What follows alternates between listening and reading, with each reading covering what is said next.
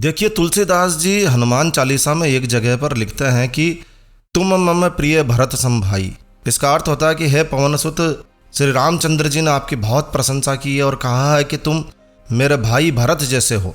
तो तुलसीदास जी लिखते हैं कि हनुमान जी की प्रशंसा करते हुए भगवान कहते हैं कि तुम मेरे भरत जैसे प्यारे भाई हो, यानी तुम मेरे हो।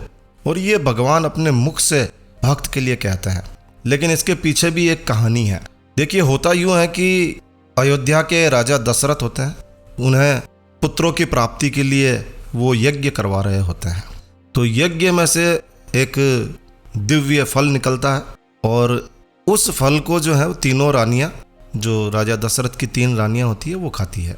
लेकिन उस यज्ञोपति से निकला हुआ एक फल एक पक्षी लेकर उड़ जाता है और वो फल जो है वो पक्षी एक पर्वत पर गिरा देता है। उसी पर्वत पर माता अंजना भ्रमण कर रही होती है और महादेव की प्रेरणा से वो फल माता अंजनी खा लेती है, जिसके कारण हनुमान जी का जन्म होता है। और चूंकि दशरथ जी के जो सभी पुत्र होते हैं तीनों रानियों से, वो उस यज्ञ से निकले हुए उस अद्भुत फल के कारण होते हैं और माता अंजनी के भी जो पुत्र जो हनुमान जी होते हैं वो उसी अद्भुत फल के कारण होते हैं। और इसी कारण से बजरंग बली हनुमान जी श्री राम जी के भाई के समान कहे जाते हैं और इसी कारण बजरंग बली भरत सम भाई कहे जाते हैं। तो ये एक कहानी है।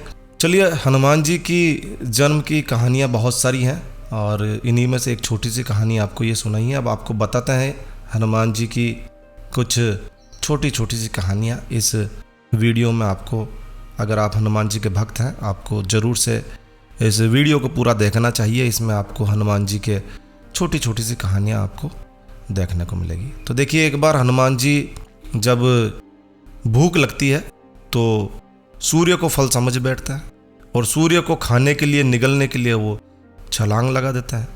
उसी समय राहु ने इंद्र से सहायता मांगी कि भाई एक वानर स्वरूप बालक जो है वो सूर्य को निगलने जा रहा है।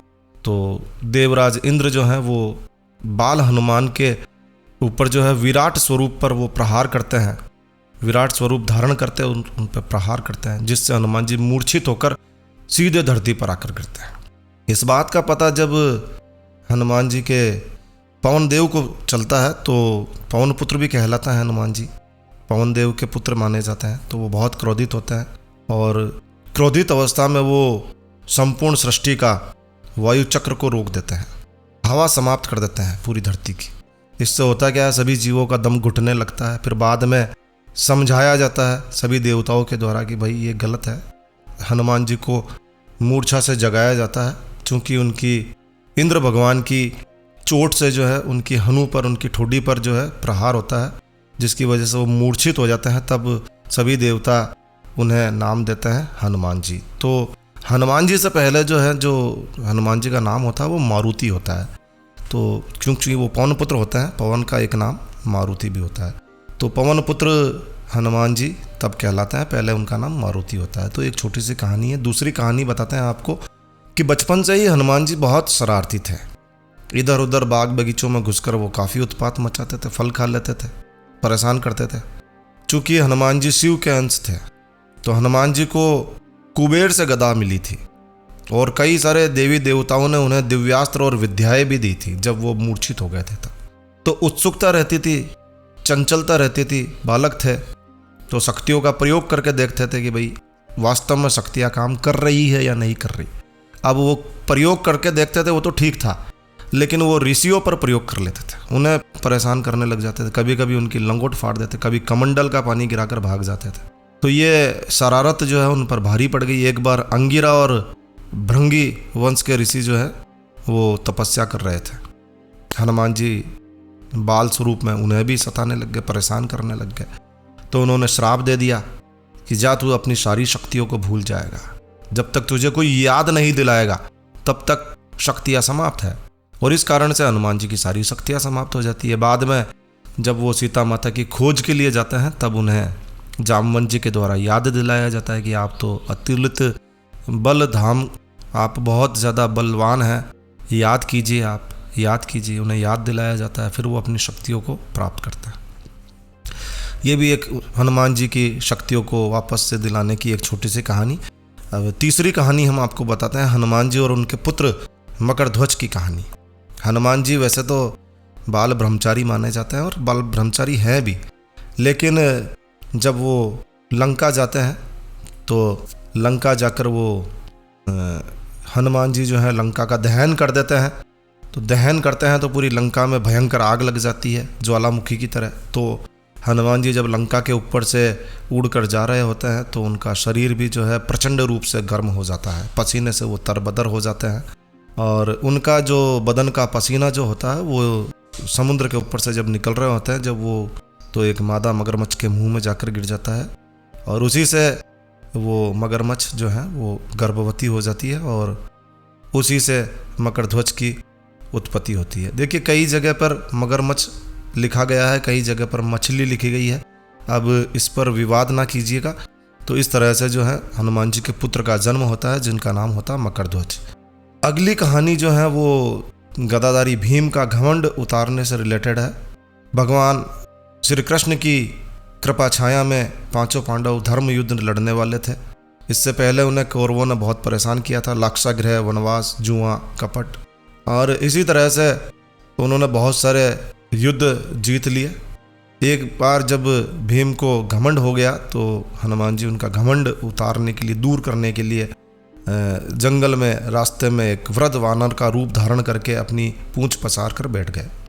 जब भीम उधर से गुजर रहे थे तो क्रोध में उन्होंने बोला, रे वानर अपनी पूंछ उठा। तब हनुमान जी ने एक निर्बल वानर के रूप में, थकावट के रूप में उन्होंने अपनी असमर्थता दी कि भाई देखो ऐसा है, मैं तो बहुत बुढ़ा हो चुका हूँ, अब मेरे से पूंछ हिलाई भी नहीं जाती है, तुम तो हट्टे कट्टे लग रहे हो, तुम खुद ही इस पूंछ को हटा लो और निकल जाओ। तब भीम अपनी पूरी शक्ति लगाते हैं लेकिन पूंछ जो है टस से मस नहीं होती है और अंत में भीम को यह आभास हो जाता है कि ये कोई साधारण वानर नहीं है, कोई दिव्य आत्मा है। तब भीम उन्हें हाथ जोड़कर दर्शन देने के लिए अनुरोध करता है। तब हनुमान जी अपना असली रूप दिखाते हैं और पांडव पक्ष को विजय का आशीर्वाद देते हैं। तो इस तरह से हनुमान जी ने गदाधारी भीम का घमंड तोड़ा और साथ में अर्जुन का अहंकार भी हनुमान जी ने तोड़ा। भाई वो कैसे तोड़ा वो भी बता देते हैं आपको। तो अर्जुन एक बार जब रामेश्वरम पहुँचे तो वहाँ भगवान श्री राम के भक्त हनुमान जी भक्ति में लीन थे, श्री राम का जाप कर रहे थे। और अर्जुन जो है वो अपनी धनुर्विद्या का, उन्हें बहुत ज़्यादा अहंकार हो चुका था, घमंड हो चुका था। तो अहंकार में डूबे हुए उन्होंने बाण चलाया। तब हनुमान जी ने प्रकट होकर पूछा कि भाई ये बाण क्यों चलाया भाई। तब अर्जुन जी बोले कि है कोई ऐसा धनुर्धारी जो कि मेरे समान धनुर्धारी हो। तो हनुमान जी बोले हाँ बिल्कुल है। तो अर्जुन बोले कि श्री राम भी तो धनुर्धर थे, उन्होंने पत्थरों से पुल बनाने की क्या आवश्यकता पड़ी भाई, वो इतने अच्छे धनुर्धर थे तो बाणों से ही जो है वो पुल बना सकते थे। देखो मैं बाणों से पुल बनाकर दिखाता हूँ। और ऐसा कहकर वो समुद्र पे अपने धनुर कौशल का, जो उनका अहंकार होता है, जिस वजह से धनुर कौशल का वो प्रदर्शन करते हैं कि देखो मैंने समुद्र पर पुल बना दिया। हनुमान जी कहते हैं भाई ऐसा है अर्जुन जी, हमारी सेना में ऐसे ऐसे विराट और बलशाली योद्धा थे जिनका भार जो है वो ये बाण का पुल उठा नहीं पाता, इसीलिए पत्थरों का पुल बनाया गया है भाई।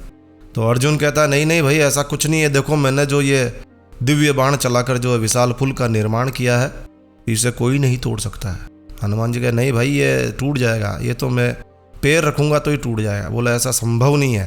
तब हनुमान जी जो कि वानर रूप में होते हैं, अपना असली रूप नहीं दिखाते हैं वो अर्जुन को, वो कहते हैं भाई ठीक है।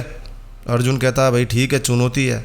तब हनुमान जी उस पर अपना एक पैर रखते हैं और हल्का सा एक पैर नाखून रखते ही वो बाणों का जो पुल होता है वो भर भरा कर पानी में डूब जाता है। फिर अर्जुन का अहंकार टूटता है, वो कहता है कि भगवान आप कौन है। तब हनुमान जी उन्हें दर्शन देते हैं और उनका अहंकार तोड़ते हैं कि भाई इतना अहंकार करना उचित नहीं है, भगवान का नाम जपो।